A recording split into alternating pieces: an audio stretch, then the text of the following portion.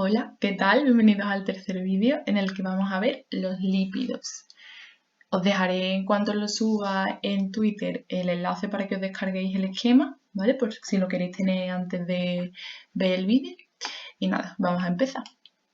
Bueno, como os dije en el tema de los glúcidos, aquí exactamente lo mismo. Al principio del tema tenéis una definición de los lípidos, ¿vale? Que en este caso son biomoléculas orgánicas formadas por carbono, hidrógeno y oxígeno, que os dije que iban a salir muchos, que constituyen un grupo heterogéneo con características en común. Son untuosos al tacto, es decir, son como así como grasientos, pegajosos, insolubles en agua, pero solubles en disolventes orgánicos y a temperatura ambiente pueden ser tanto sólidos como semisólidos como líquidos. ¿Cómo los vamos a clasificar? Bien, pues los vamos a clasificar en dos grupos, saponificables y no saponificables. Los no saponificables los vamos a ver muy poquito, pero tenemos que saber que algunos ejemplos son los carotenoides o los esteroides y prácticamente todo el tema lo vamos a centrar en los saponificables, que son ácidos glicéridos, céridos, fosfolípidos y fingolípidos. ¿Y en qué se diferencian? Básicamente se diferencian en que los saponificables están formados por ácidos grasos unidos mediante enlaces ésteres formando jabones, que a su vez pueden ser simples o compuestos. Pero esto es lo importante, ¿vale? Ácidos grasos unidos por enlaces ésteres que forman jabones. Entonces, recordamos que en el tema de los glúcidos, el enlace que los une es el enlace O-glucosídico, aquí el enlace que los une es el enlace éster. Bien, pues vamos a empezar explicando qué son los ácidos grasos. Un ácido graso es una molécula que está formada por una cadena hidrocarbonada larga, es decir, una cadena formada por carbono y por hidrógeno de tipo alifático, en uno de cuyos extremos lleva un grupo carboxilo, ¿vale? Este es el grupo carboxilo. Lo de alifático únicamente significa que es una cadena hidrocarbonada, ¿vale? Lineal, que no es cíclica, como puede ser, por ejemplo, el benceno, simplemente es eso. Pero lo que nos tiene que quedar claro es que es una cadena formada por carbonos y por hidrógeno y en cuyo extremo tiene un grupo carboxilo que es el COH.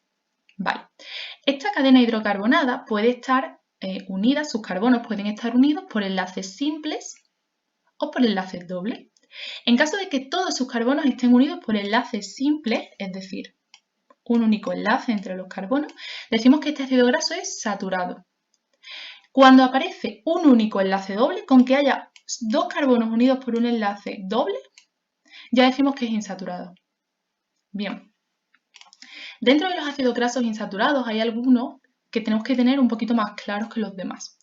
En el caso de los ácidos grasos insaturados animales, el ácido araquidónico es el que tenemos que conocer. Y en el caso de los vegetales, dos, muy importantes, ácido linoleico y ácido linolénico, que se diferencian porque el ácido linoleico tiene dos enlaces dobles y el ácido linolénico tiene tres enlaces dobles. ¿Vale? El ácido linoleico produce omega 6 y el linolénico omega 3. Entonces, estos son los ácidos grasos insaturados que debemos conocer, es decir, ácidos grasos que tienen al menos un enlace doble. Bien, ¿cuáles son las propiedades de los ácidos grasos? Tienen propiedades tanto físicas como propiedades químicas. En cuanto a sus propiedades físicas, son anfipáticos, ¿vale? Que no os confundáis con alifáticos, que se parece mucho, me acabo de dar cuenta. Son anfipáticos. ¿Y eso qué significa que son anfipáticos? Bien, hemos dicho que básicamente los ácidos grasos están formados por dos partes, ¿no? Una cadena hidrocarbonada larga, que esta N significa que empieza por un CH3 y puede haber un número determinado de CH2, N significa cualquier número, ¿vale? Están formados, por tanto, por una cadena hidrocarbonada larga, en lo que sea la N, y un COOH, un grupo carboxilo. Bien, este COOH es polar, es soluble en agua, ¿ok? Entonces se dice que esa parte es hidrófila, porque es la parte que es polar y es soluble en agua.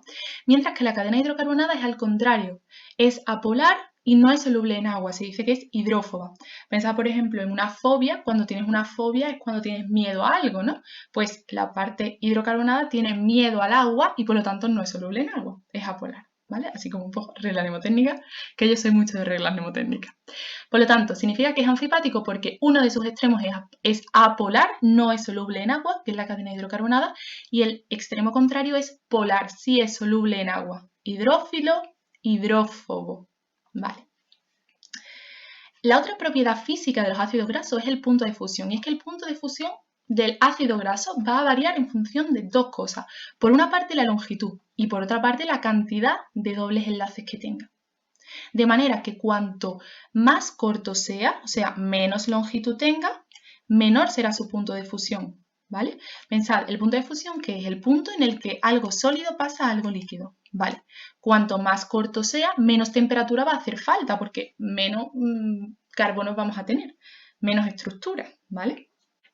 Y luego, aparte de la longitud, también es importante o también importa la cantidad de dobles enlaces que tenga, de forma que cuanto más dobles enlaces tenga, menor punto de fusión, porque los dobles enlaces son más fáciles de romper o más inestables que los enlaces simples. Entonces, cuanto más doble enlace, más fácil va a ser romperlo y por lo tanto menor punto de fusión porque menor temperatura vamos a necesitar, ¿vale?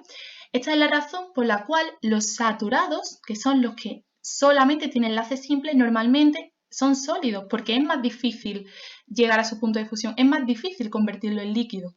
Pero los insaturados, que tienen enlaces dobles, normalmente en la naturaleza se presentan de forma líquida porque tienen una menor temperatura, es más fácil que sean líquidos, ¿vale? Por lo tanto, sólidos normalmente los saturados, los que solo tienen enlaces simples, líquidos normalmente los insaturados, los que tienen algún enlace doble o muchos enlaces dobles porque es más fácil pasar de sólido a líquido, tienen un menor punto de fusión. Por lo tanto, cuanto más corto y más enlaces dobles, cuanto más corto y más insaturados, menor punto de fusión. Y por otra parte, tenemos una parte del tema que es fundamental, que son las propiedades químicas de los ácidos grasos, que son la saponificación y la esterificación. No sé muy bien por qué no he escrito las reacciones en el esquema, pero no os preocupéis que las tengo por aquí. Entonces, primero vamos a explicar qué es y ahora vemos cuáles son las reacciones porque también es muy importante tener clara la reacción que se produce. Vale, vamos a empezar por la esterificación, ¿vale? La esterificación es la reacción que se produce cuando un ácido graso se une a un alcohol, es decir, a un OH, mediante un enlace covalente y forma un éster y una molécula de agua. Vale. Esta es la primera reacción que vamos a ver, ¿vale? Espero que no pase nada porque haya puesto una foto de Google aquí. Yo creo que no, pero bueno. Entonces, esta es la reacción de esterificación. Tenemos un ácido graso, ¿vale? Cada ácido graso, esto sería cada uno de los ácidos grasos. Entonces, cuando ponen R hace referencia a la cadena hidrocarbonada, ¿ok? Vale. Se está uniendo un ácido graso, reacciona un ácido graso con un alcohol, ¿vale? El alcohol es el grupo OH, en este caso está reaccionando con la glicerina, que esta es la estructura de la glicerina, todo esto completo, que la tenéis que conocer. De manera que cuando reacciona, se produce un enlace éster, ¿vale? Que lo vemos aquí. Se produce un enlace éster, es algo parecido a lo que ocurre en el enlace glucosídico, porque se va este hidrógeno con este hidrógeno y este oxígeno formando una molécula de agua y este oxígeno se queda entre los dos. ¿Ok? Por lo tanto, en este caso, como tenemos tres ácidos grasos con la molécula de glicerina que es así, ¿vale? No es que esté tres veces, sino que la molécula entera es así, pues se van a liberar tres moléculas de agua, formándose un triacilglicerol y es tri porque se ha hecho con tres ácidos grasos, ¿vale? Entonces, esta sería la reacción de esterificación, en la que reacciona un ácido graso con un alcohol y mediante un enlace covalente se forma un enlace éster y se libera una, o en este caso, tres moléculas de agua. Bien, una vez que hemos visto la reacción de esterificación, vamos a pasar a ver la reacción de saponificación. Creo que al principio del tema no lo dejé muy claro y lo quiero recalcar porque es importante. La principal diferencia entre lípidos saponificables, que son los que estamos viendo ahora mismo, y lípidos no saponificables. La diferencia fundamental es que los lípidos saponificables producen jabón, porque están formados por ácidos grasos unidos mediante enlaces ésteres, mientras que los lípidos no saponificables no producen jabón. La reacción por la que los lípidos saponificables van a producir jabón es la reacción de saponificación, que también se conoce como hidrólisis alcalina. Entonces, ¿qué ocurre? El triacilglicérido que se ha formado en la reacción de esterificación va a reaccionar con un álcalis o una base. ¿Esto qué es? Los álcalis o las bases, normalmente cuando hablamos de álcalis y bases, tanto en química como en biología, nos estamos refiriendo a el hidróxido de sodio y el hidróxido de potasio, ¿vale? Entonces, el triacilglicérido que se ha producido en la reacción de esterificación reacciona con hidróxido de sodio o hidróxido de potasio, ¿vale? Que son básicos, y dan lugar a jabones y a agua. Vale, esto está mal.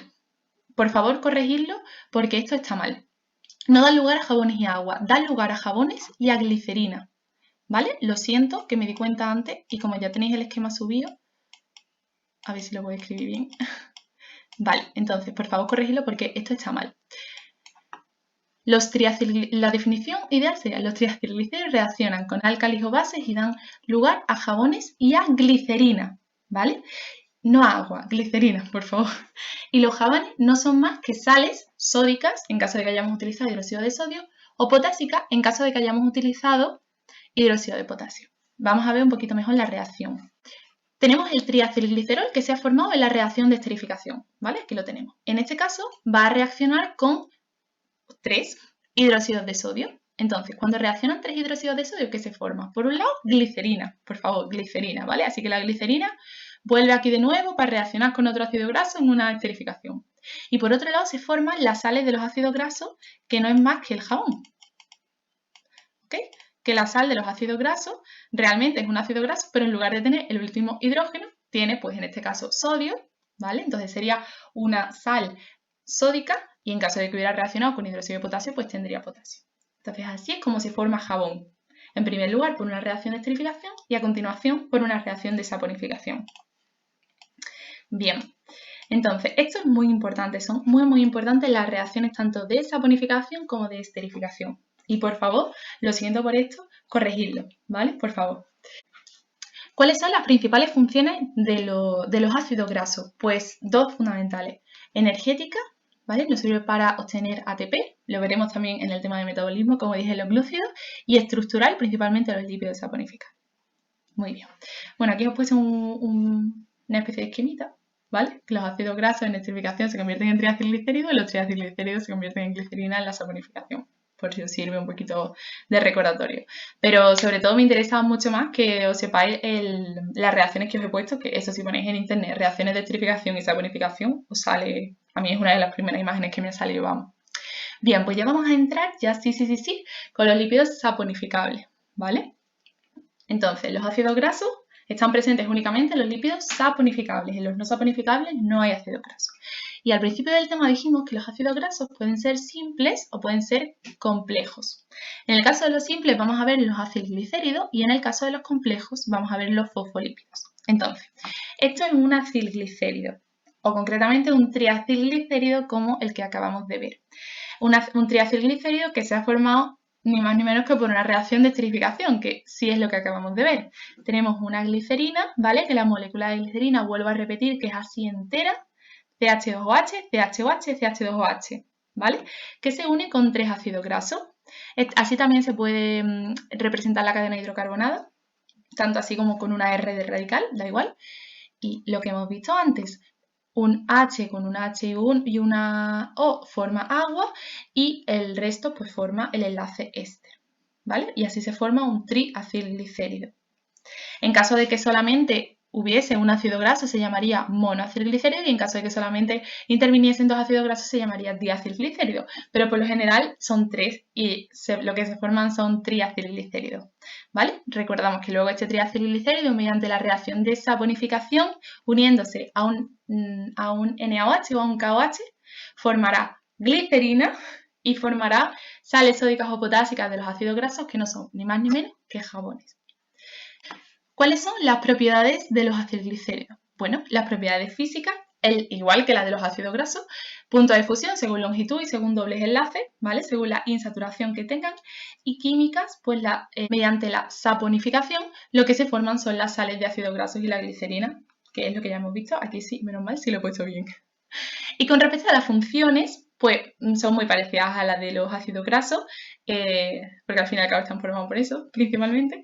Energética, sirve tanto de reserva como en animales como en vegetales, y protectora. Térmica y mecánica, pero esto solo en animales, ¿vale? Vosotros pensáis en la grasilla que podéis tener debajo de la piel, térmica porque os da calorcito, y mecánica también un poco amortiguadora, ¿no? Entonces, esto solamente en los animales, pero en vegetales y en animales sirve como reserva, ¿vale? Esto es importante que os acordéis. Energética, animales y vegetales, protectora, solo animales. Muy bien. ¿Y cuáles son los lípidos saponificables complejos? Pues los fosfolípidos. ¿Y por qué son complejos? Porque no están formados únicamente por glicerina y por ácido graso, sino que están formados por más compuestos que ahora vamos a ver. Bien, aquí vamos a tener un ácido fosfórico junto con un alcohol orgánico, ¿vale? Y glicerina o esfingosina, que en función de lo que, si tienen glicerina o esfingosina, pues serán glicerolípidos o esfingolípidos. Nosotros vamos a ver los glicerolípidos porque, bueno, la glicerina tiene que estar aquí, seguir con nosotros, así que los glicerolípidos y además porque son los más frecuentes.